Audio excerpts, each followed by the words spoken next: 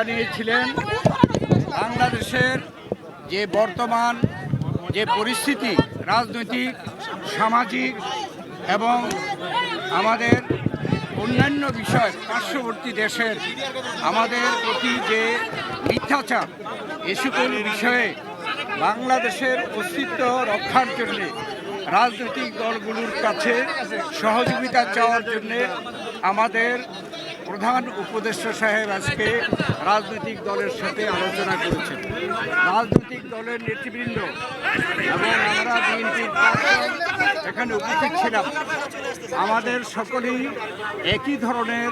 মন্তব্য যে আজকে বাংলাদেশের অস্তিত্ব রক্ষার জন্যে যেই বাংলাদেশ এই ডিসেম্বরে আমরা বিজয় লাভ করেছি, লাখো শহীদের রক্ত বিনিময়ে স্বাধীনতা সার্বভৌমত্বের জন্য, গণতন্ত্রের জন্য, অর্থনৈতিক মুক্তির জন্য এবং দেশের শান্তি শৃঙ্খলার জন্য আজকের এই বিজয় দিনে, বিজয় মাসে আমাদের সকলের প্রত্যয়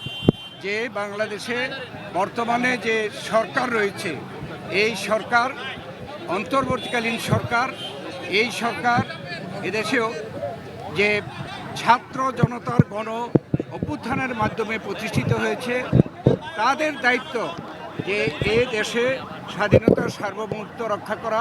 গণতন্ত্র প্রতিষ্ঠা করা এবং আমাদের দেশের বিরুদ্ধে যে গত পতিত সরকার আজকে বিদেশি গিয়ে ষড়যন্ত্র করছে এবং বিদেশের যে সকল দেশ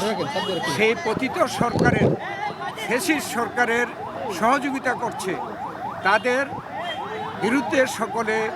কিন্তু ঐক্যমত প্রকাশ করেছে। ধর্মকে ব্যবহার করে যে একটা বিভেদ সৃষ্টি করে এবং এই যে ষড়যন্ত্র, এটা বাংলাদেশের জনগণের মধ্যে বিভেদ সৃষ্টি করার জন্য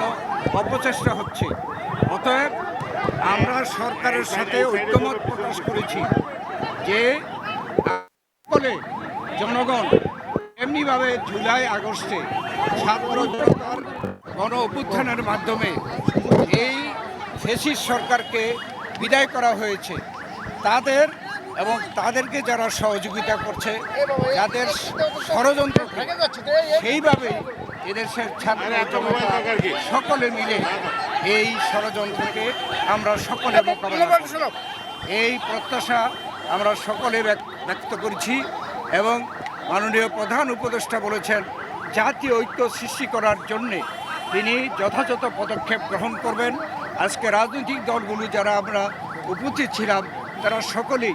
জাতীয় একটি ঐক্য প্রতিষ্ঠার জন্য আমরা একমত হয়েছি। নির্বাচন নিয়ে কিছু বলেছেন আপনারা? আমরা নির্বাচন সম্পর্কেও বলেছি যে এই সরকার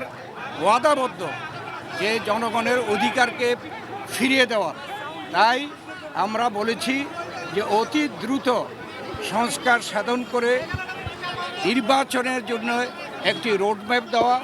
যাতে করে জনগণ যে একটি রোডম্যাপ পেলে নির্বাচনমুখী হয়ে গেলে